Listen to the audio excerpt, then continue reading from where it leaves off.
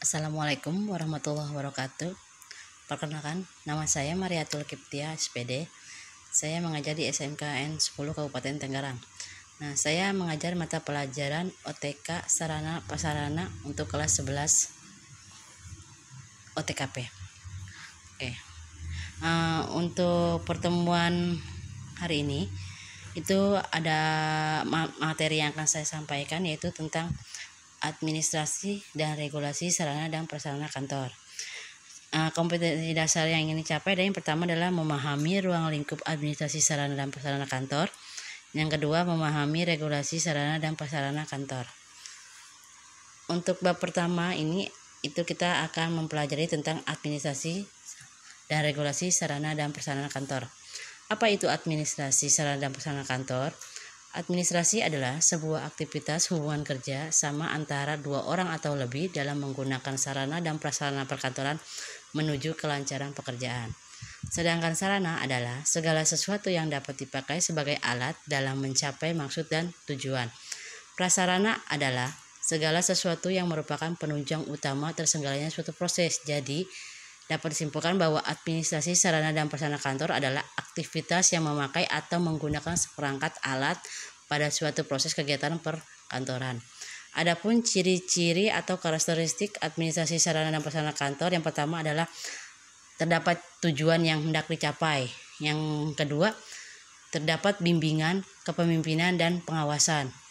Yang ketiga, terdapat kerjasama antara satu pihak dengan pihak yang lain. Yang keempat, terdapat kerjasama antara satu pihak dengan pihak yang lain. Yang keempat, terdapat kelompok manusia yang terdiri dari 2 orang atau lebih. Dan yang kelima adalah terdapat proses atau usaha melakukan aktivitas atau kegiatan perkantoran. Nah, selanjutnya fungsi dan tujuan administrasi sarana dan prasarana kantor. Fungsi yang pertama adalah memberikan kemudahan serta mampu mempercepat proses pekerjaan. Yang kedua, mampu meningkatkan produktivitas dalam bekerja. Yang ketiga, pekerjaan di kantor hasilnya menjadi berkualitas serta terjamin. Yang keempat, dapat memberikan kemudahan dalam gerak para pengguna, yaitu pekerja kantor. Yang kelima, mampu menumbuhkan rasa nyaman bagi pekerja kantor atau orang yang berkepentingan. Nah, yang terakhir itu mampu menimbulkan rasa puas dalam pelaksanaan pekerjaan. Tujuan dari administrasi sarana dan prasarana kantor yang pertama itu sebagai cara untuk menjaga serta mempertahankan kondisi teknis dalam pekerjaan di perkantoran. Yang kedua itu menciptakan budaya dalam hal pemakaian sarana prasarana serta perbekalan kantor khususnya dalam lingkungan kantor. Yang ketiga, menyediakan pedoman kerja bagi karyawan suatu perkantoran.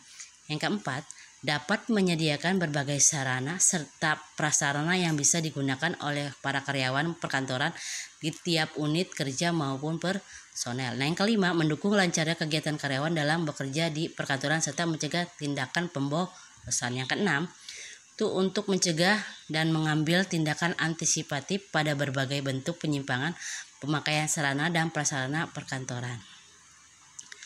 Nah, yang ketujuh itu sebagai penyedia informasi yang berkaitan dengan keberadaan sarana dan prasarana serta perbekalan. Nah, yang terakhir yaitu menyediakan sarana dan prasarana sesuai dengan kebutuhan. Selanjutnya ada prinsip-prinsip pengelolaan sarana dan prasarana.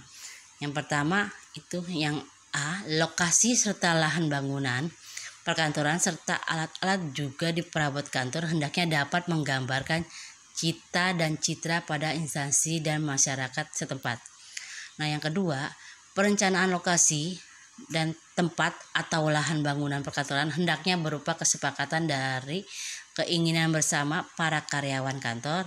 Selain itu, pengadaannya juga harus didasarkan oleh pertimbangan tim ahli yang handal dan cakap dalam hal pengadaan dan pemilihan sarana prasarana kantor. Nah, yang ketiga, itu lokasi dan ruangan perkantoran serta semua penempatan perabot hendaknya selalu disesuaikan dengan kepentingan karyawan.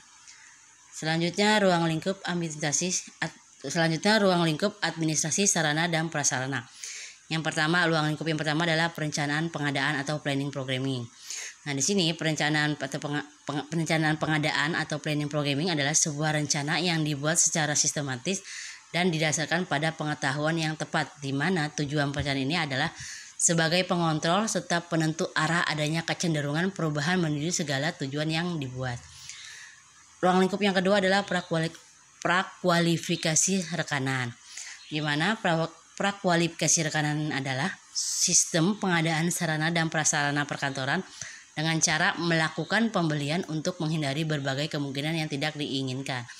Nah, yang tiga yaitu adalah pengadaan barang. Nah, pengadaan barang ini terdiri dari pengadaan tanah, pengadaan bangunan, pengadaan perabot kantor, pengadaan kendaraan atau alat transportasi, dan juga pengadaan alat kantor dan alat tulis kantor atau ATK. Nah, yang keempat itu ruang lingkup yang keempat adalah penyimpanan. Nah, penyimpanan perabot kantor itu berfungsi sebagai penampung hasil pengadaan barang.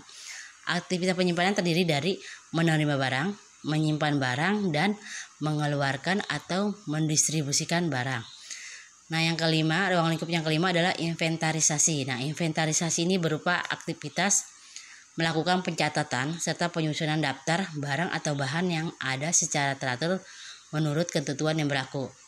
Terus ruang lingkup yang selanjutnya adalah penyaluran. Nah, penyaluran ini adalah wujud penyaluran perabot dan perangkat kantor itu berupa pemindahan barang.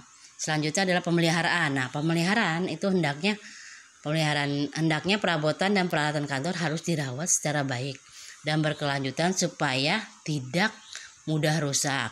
Nah, kegiatan rutin ini disebut dengan kegiatan pemeliharaan atau perawatan. Dengan kata lain namanya adalah servis.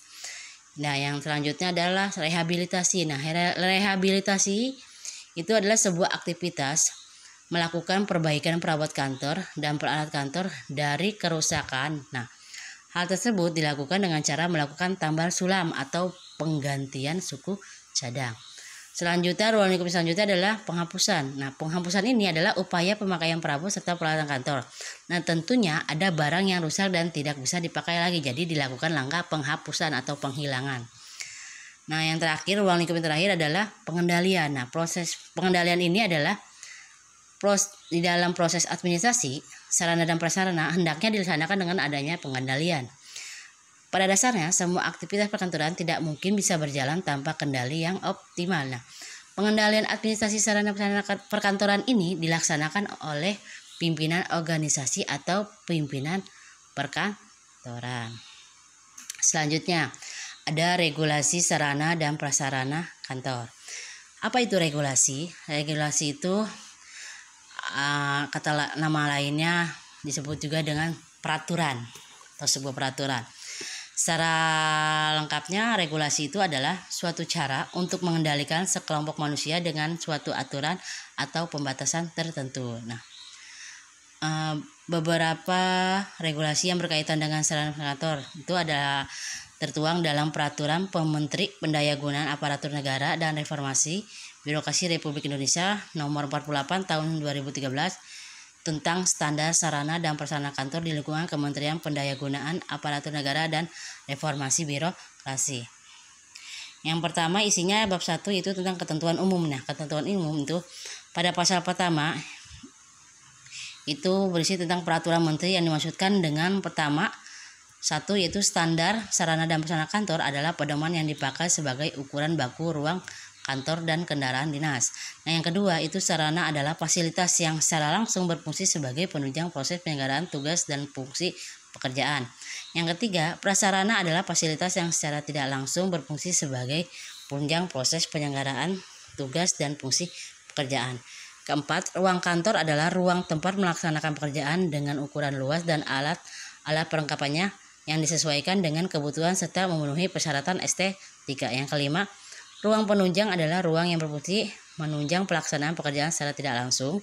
Yang keenam, perlengkapan kantor adalah alat-alat yang dipersiapkan sesuai dengan kebutuhan dan menurut jenis pekerjaan yang dilaksanakan. Yang ketujuh, ruang pusat closed circuit television yang selanjutnya disebut dengan CCTV adalah ruang tempat pengendalian dan pemantauan jaringan kamera closed circuit television.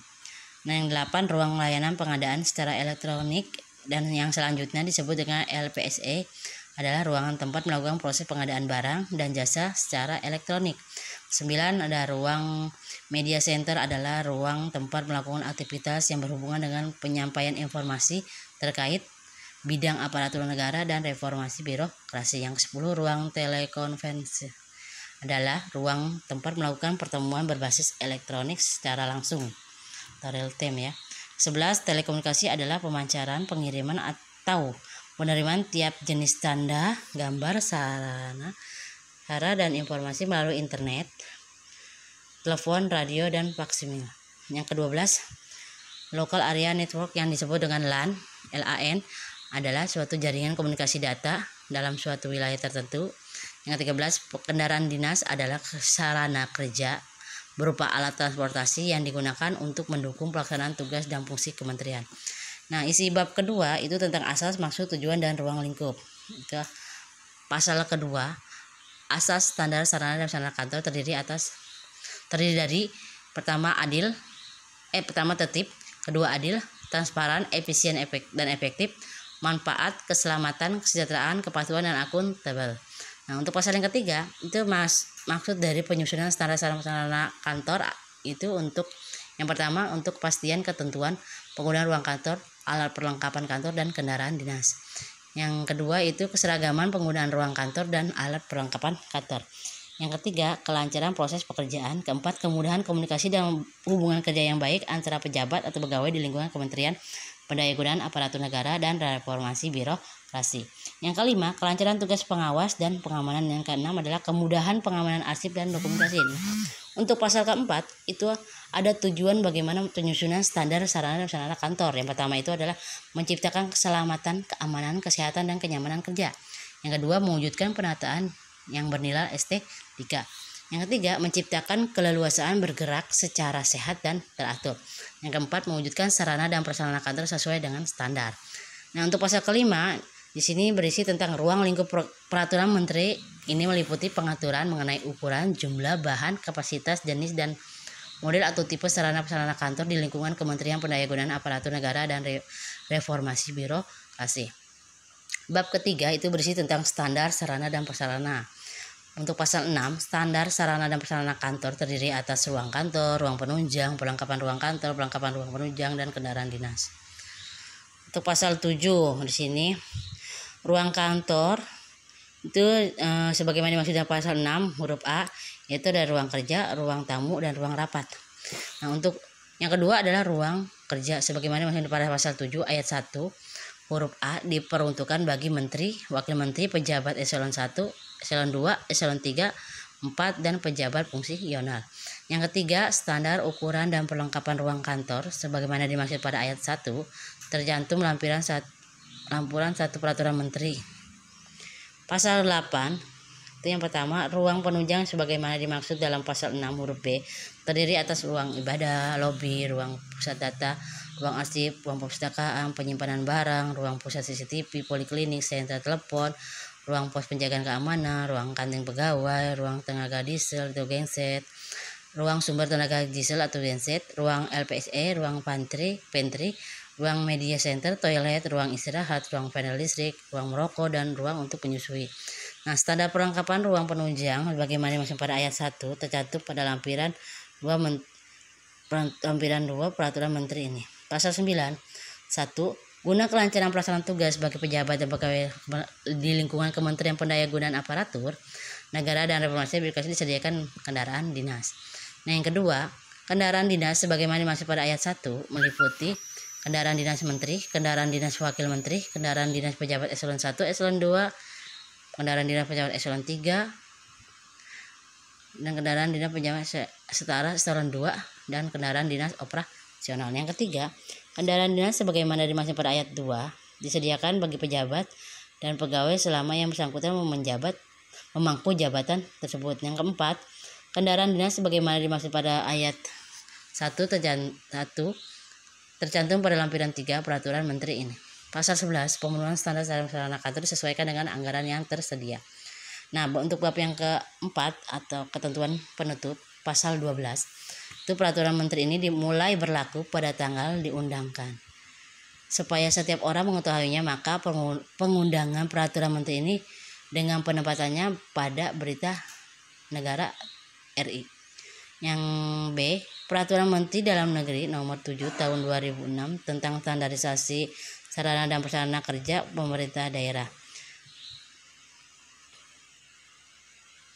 Di sini ada juga bab 1 ketentuan umum pasal 1 bab yang berisi tentang standarisasi sarana kerja, sarana kerja sama dengan tadi yang di atas. Nah, untuk bab 2 penataan sarana kerja pasal 2 di sini penataan sarana kerja pemerintah daerah dilaksanakan berdasarkan asas tertib, adil, transparan, efisien dan efektif, manfaat, keselamatan, kesejahteraan, kepatuhan dan akuntabel serta memperhatikan kemampuan keuangan daerah. Nah, untuk pasal 3 itu penataan sarana kerja sebagaimana dimaksud pada pasal 2 dilakukan untuk 1. Kelancaran proses pekerjaan, 2. Kelancaran hubungan kerja intern dan ekstern antar pejabat atau pegawai, 3. Memudahkan komunikasi, 4. Kelancaran tugas pengawas dan pengaman, serta yang 5. Memudahkan pengamanan arsip dan dokumentasi. Pasal 4 penataan sarana dan prasarana kerja sebagaimana dimaksud pada pasal 3 bertujuan untuk menjamin A. Untuk keselamatan, keamanan, kesehatan jasmani dan rohani. Yang kedua, untuk keleluasan gerak secara sehat dan teratur. Yang 3, cahaya dan ventilasi yang sehat baik siang maupun malam. Yang keempat, penataan yang bernilai estetika. Yang kelima, kesejahteraan pegawai. Yang keenam, kemungkinan perkembangan bagian kantor untuk perubahan sesuai dengan perkembangan, volume atau beban kerja dan struktur organisasi. Bab 3 itu standarisasi sarana kerja. Pasal 5, standarisasi sarana dan prasarana kerja itu meliputi ruang kantor, perlengkapan kantor, rumah dinas dan kendaraan dinas. Pasal 6 itu berisi tentang ruang kantor sebagaimana dimaksud pada pasal 5 huruf A, meliputi ruang kerja, ruang tamu, ruang staf, ruang tunggu, ruang rapat, ruang data, ruang bendahara, ruang sandi, ruang arsip rahasia, ruang arsip aktif, ruang arsip inaktif, ruang arsip statis, ruang perpustakaan, ruang baca perpustakaan, dan ruang poliklinik. Selanjutnya ada ruang laboratorium, ruang penyajian data, ruang penyimpanan gudang, ruang senter telepon, ruang komputer, ruang pos penjagaan keamanan, ruang kantin, ruang sumber tenaga diesel, ruang ibadah atau musola, ruang kamar mandi atau toilet, dan ruang pengadaan. Pasal 7 itu perlengkapan kantor sebagaimana dimaksud pada pasal 5, meliputi huruf B, meliputi perlengkapan kantor sebagaimana dimaksud dalam pasal 5 huruf B, meliputi perabot kantor, alat-alat bermesin, alat tulis kantor, papan informasi, peralatan, alat ukur, alat visual, alat medis, perangkat sandi dan telekomunikasi, perlengkapan kearsipan, dan perlengkapan petugas keamanan. Untuk pasal 8, ruang kantor dan perlengkapan kantor sebagaimana dimaksud pada dalam ruang kantor ruang kantor dan perlengkapan kantor sebagaimana dimaksud adalah pasal 6 dan pasal 7. Itu diperuntukkan bagi gubernur, wakil gubernur, pimpinan Dewan Perwakilan Rakyat daerah provinsi, sekretaris daerah provinsi, bupati atau wali kota, wakil bupati atau wakil wali kota, pimpinan daerah perwakilan rakyat daerah, kabupaten atau kota, sekretaris daerah kabupaten atau kota, pejabat eselon 2, 3, 4, 5, pejabat fungsional serta pegawai lainnya. Pasal 9 itu rumah dinas sebagaimana dimaksud pada dalam pasal 5 huruf C, meliputi rumah jabatan, rumah instansi, dan rumah pegawai.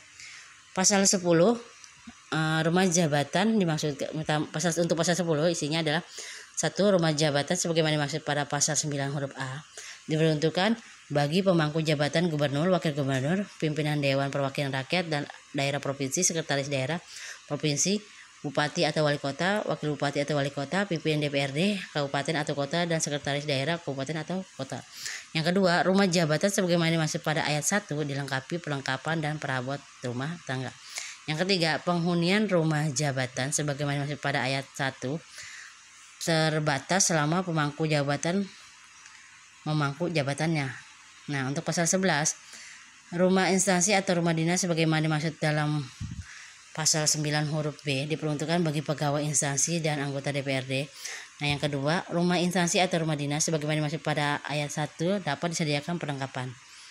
Nah, yang ketiga, penghunian rumah instansi atau rumah dinas sebagaimana dimaksud pada ayat 1 terbatas selama pegawai melaksanakan tugas pada instansinya. Demikian materi untuk mata pelajaran sarana dan prasarana untuk pertemuan pertama ini.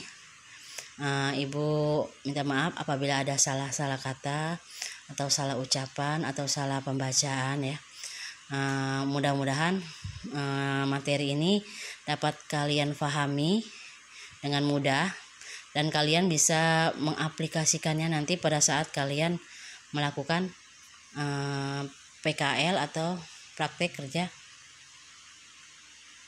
ya. Oke, terima kasih. Demikian. Wassalamualaikum warahmatullahi wabarakatuh.